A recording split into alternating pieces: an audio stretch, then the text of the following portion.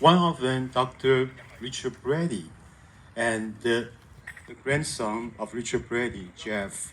Richard Brady, after we call the Communist anti-invader Japan war, his grandfather was awarded by Kuomintang, the Republic of Chinese government, Order of Jade, 彩玉勋章. So let's welcome Jeff to talk about the grandfather.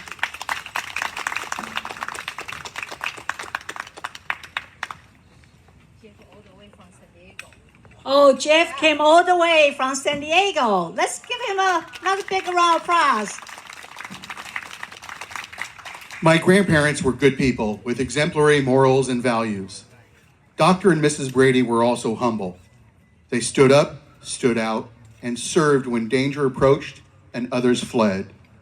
The story of the Bradys, their missionary work, and the forgotten Holocaust is a story that deserves to be told.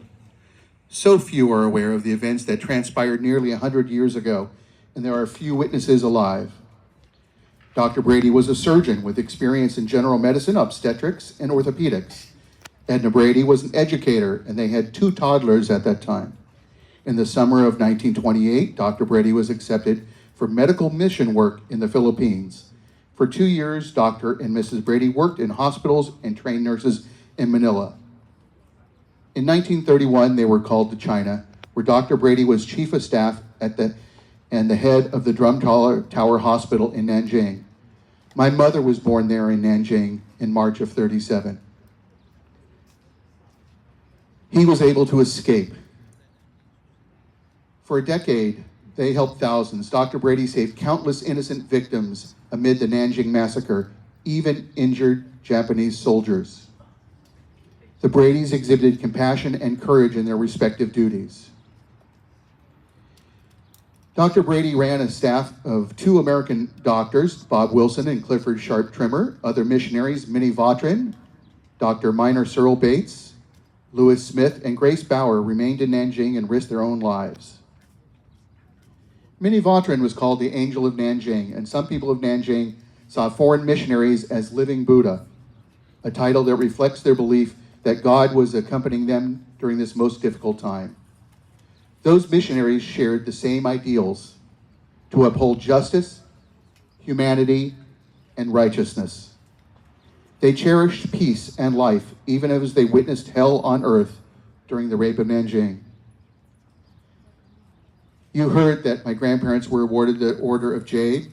It's been since donated.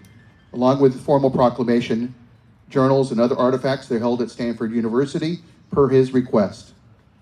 Additionally, the Bradys continue to be held in high regard by the local Nanjing government and the national government.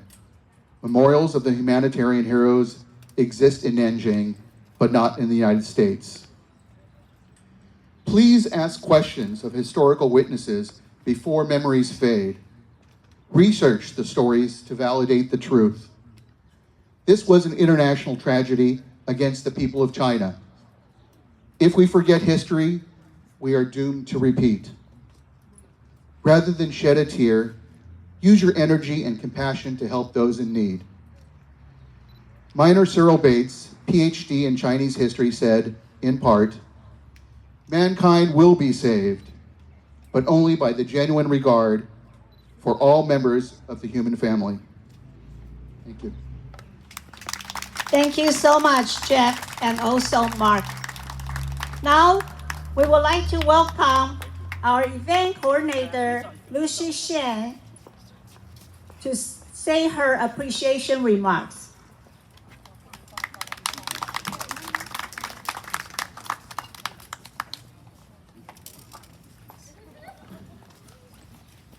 Good morning, ladies and gentlemen.